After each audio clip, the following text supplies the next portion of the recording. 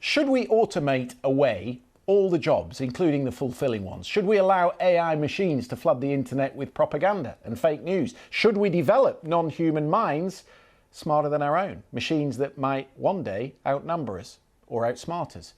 Do we risk losing control? Now, you might think that sounds like some futuristic script from a Terminator movie, but last month, some of the most well-known figures who are involved in the development and training of artificial intelligence called for a moratorium until we better understand where we're going.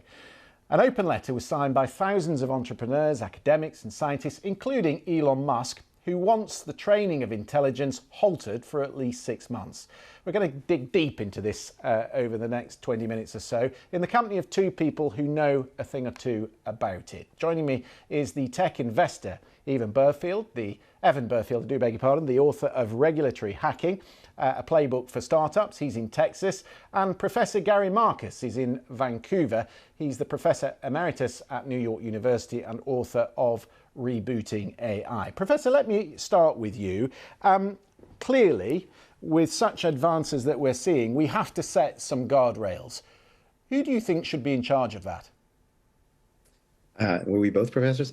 I think that we need global governance for AI. I think that we have a lot of patchworks right now, almost balkanized. The worst case from the company's perspective and the world's perspective is if there's 193 jurisdictions, each deciding their own rules, requiring their own training of these models, each run by governments that don't have much specific expertise in AI.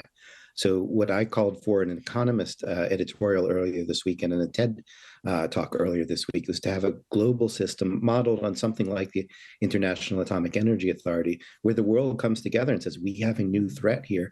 It's really a new set of threats, and we need to work together on this. So I think the number one thing is it should be global. And the number two thing is it can't be just policy, but there also has to be a research side, because we need to invent new tools like we had to invent for fighting spam and cyber warfare and so forth.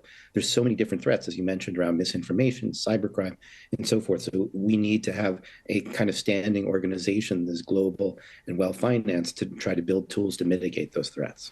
So, Evan Burfield, there are many people who just want to press the pause button until we work out some of these things. But I can already see, and I've heard, the reasons why that probably isn't possible. And that is because not everybody will stop.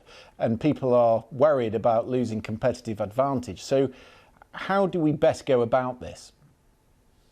Yeah, I think that's exactly right. You know, the challenge with a moratorium is that it's incredibly hard to enforce. The responsible actors would be more likely to follow it. The irresponsible actors wouldn't. But that's actually not so much my concern with a moratorium. There's absolutely questions we need to be asking about the governance of AI, about what industry can do, what government can do. I think the letter did spark a conversation. Schumer is working on a new AI bill here in the US. Rumor is McCarthy is working on a Republican version. But what I think is actually much more important is to start to have the conversations about how we prepare our society, our economy, our political system, democracy itself, for all of the implications of AI that are coming one way or another. And I suspect we'll see a year from now, we'll go, this was less impactful than we thought. 5 years from now, it will be an absolute tsunami of upheaval. And we have this window right now where we can have this conversation and we can get creative. And I think we've got to use it. And a moratorium gives us this false sense of security that we have control and can stop it, versus figuring out how we ride this tsunami and try to direct it in a much better direction. Professor Marcus, did we learn anything from the last technological advance, the advance of the internet, of social media? Are there lessons from that, which let's face it, we didn't do very well, that are applicable here? I think the number one lesson is you don't want to close the barn door after the horse has left. I think, you know, we're very late in figuring out what to do about social media. I think we probably handled privacy law in the wrong way. We wound up with so much polarization and hostility. We wound up with misinformation. I think we waited too long to act. I think the number one lesson is we should get on it right now.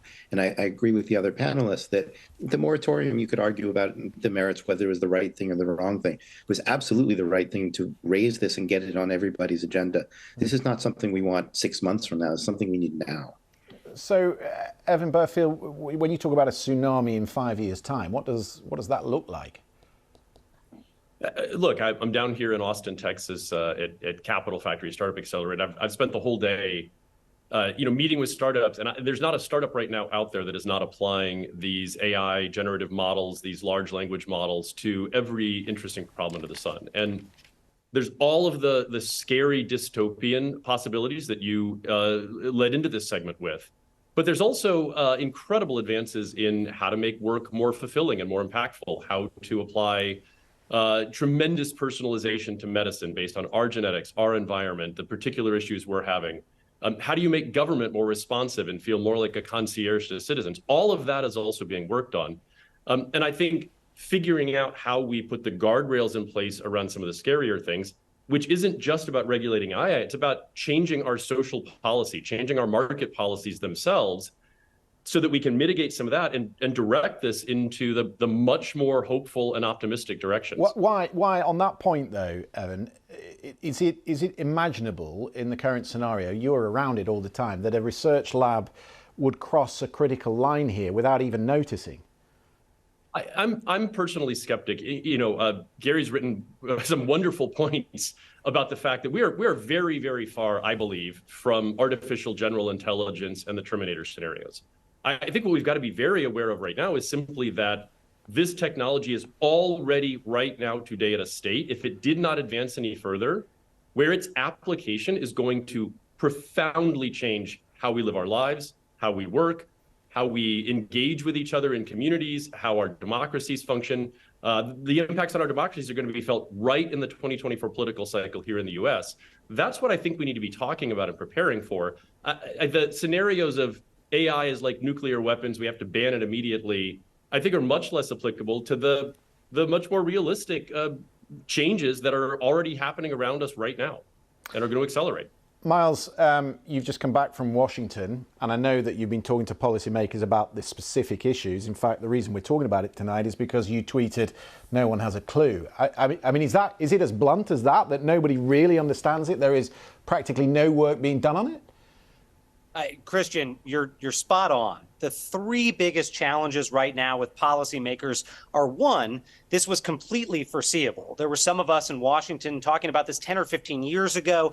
Policymakers weren't paying attention, and most of the think tanks in Washington really failed to start a conversation about the practical things that needed to be done to prepare for the age of AI. So we're behind the ball from a policymaking standpoint. The second thing, I would emphasize what Evan Burfield just said. There is a wave coming, and you can do two things when a wave is coming. You can get crushed by it, or you can ride the wave. And to use another analogy, right now the discussion in Washington is about whether to put the genie back in the bottle or not. That shouldn't be the discussion. It should be, what three wishes should we ask the genie? And that's the discussion that should be had about how to handle AI and use it for good purposes. And finally, the other problem is policymakers are not thinking 2 steps forward on the chessboard. It's AI right now, but in this decade, AI is going to be supercharged by other technologies like quantum computing that are going to give machines genuine human-like emotion. What are we doing to prepare for that? We should be having that conversation now. There needs to be institutions in Washington that focus on that. So, Jack, we've had a discussion about that in this country, and the UK government has decided that it doesn't need a dedicated UK regulator for AI. So who's overseeing it? That's a very good question. I mean, I was on stage last night with the Chancellor, Jeremy Hunt, and I asked him about this. You know, he's the guy in charge of the UK economy. And he was really quite dismissive. In the sense that he said, you know, this is something that is going to happen, and we have always embraced new technologies in this country, and we should do so again. It's full steam ahead was the phrase that he used. You know, he was very, very positive. He did not want to talk about the possibility that people would lose their jobs because of this technology. He only saw it as a purely positive thing, and he was not keen to talk about the way it should be regulated. Now, you know, I'm no expert on this stuff. I'm a politics guy, but what I do know is how Westminster works and how political systems work. And I can tell you now, and you'll know this, Christian, there is no way our political system is set up to deal with this challenge. Absolutely no chance. The speed at which decisions are made in Westminster, and I suspect in other major political centres, is far too slow to cope with the pace at which this technology is coming. The policymakers do not understand it at all. This is just something that is going to wash over us, and we're going to have to cross our fingers. You know, the UK government put out a white paper, which is what they call their draft strategy on AI the other day. I mean, just the very name of it, white paper, tells you how old school this is. It's out of date already, and that thing took, years for them to put together.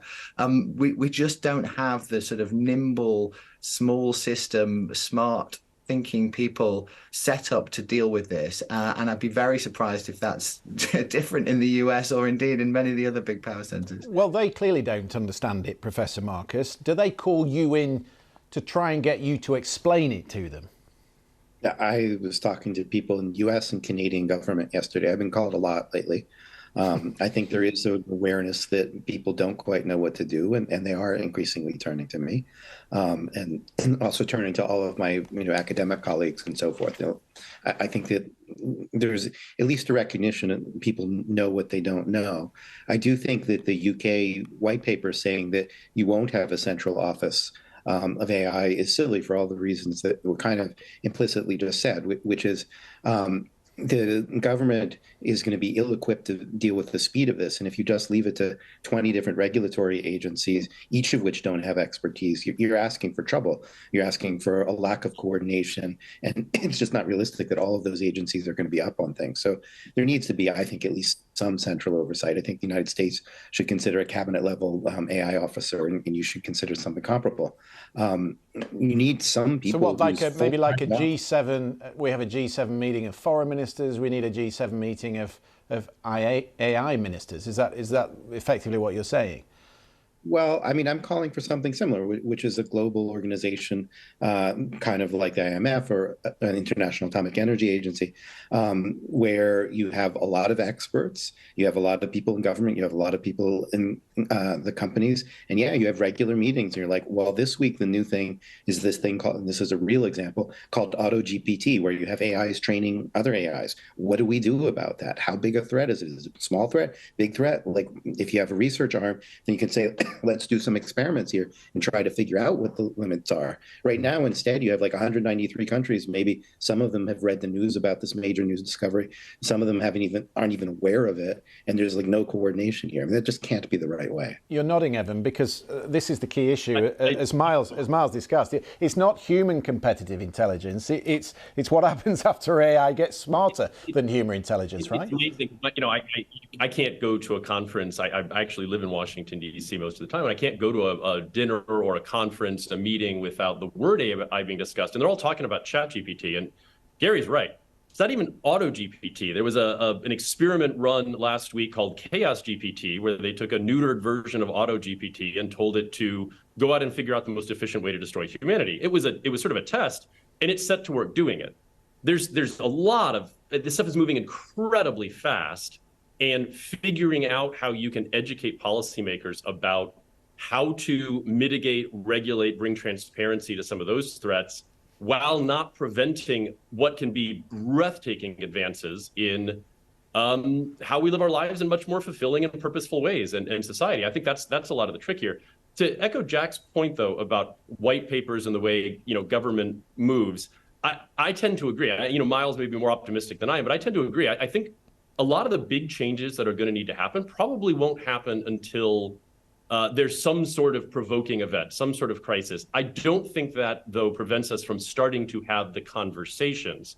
At least the way Washington tends to work, at least you want to have the policy container, the framework, the ideas ready, some sort of consensus being built, so that when the opportunity presents itself, kind of like a VC who sees a great startup, right? When the opportunity presents itself, you're ready to jump on it and you're ready to move forward. And I think that has to be happening right now.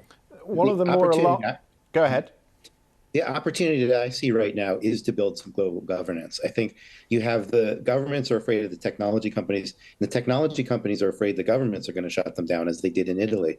And this means everybody has some incentive to go to the table. That's rare. And I think we should be seizing that opportunity right now to try to do something coherent that is dynamic enough to cope with the speed of the change, to take advantage of the good things and to avoid the bad things. But we need that coordination now. And we can't just leave this to the usual mechanism mechanisms is just too slow. Miles, one of the more worrying things that you said was that Speaker McCarthy was looking at an AI for Republicans. And, you know, one of the experiences we have of recent years is that the Russians were able to interfere in a democracy, and who knows, arguably, it's been debated whether they were able to change some of the results through what they were putting onto the internet.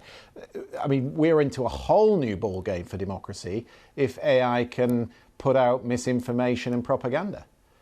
It's not if, it's how much and when. It's going to happen probably in the US 2024 election. Well, yeah, there's no question. I mean, this coming election cycle in the United States, it's a big concern for election security authorities. It should be. But I got to go back to what the other panelists said. In order to respond to it effectively, we've got to start with education. And right now, I mean, I've tried to brief policymakers on this. It's like explaining particle physics to a chocolate chip cookie. I mean, there's just not recognition about what's happening. If I was President Joe Biden right now, I would put the entire cabinet on Air Force One. I would fly them to Silicon Valley, and we would spend the week educating them about what's happening, because there aren't just these security implications for the elections. As Evan notes, there's also really positive implications. I mean, there's the ability to address major healthcare problems, hunger, homelessness, and to do it in real time. And we are missing some opportunities by policymakers not being educated on the subject. But of course, security has to come first.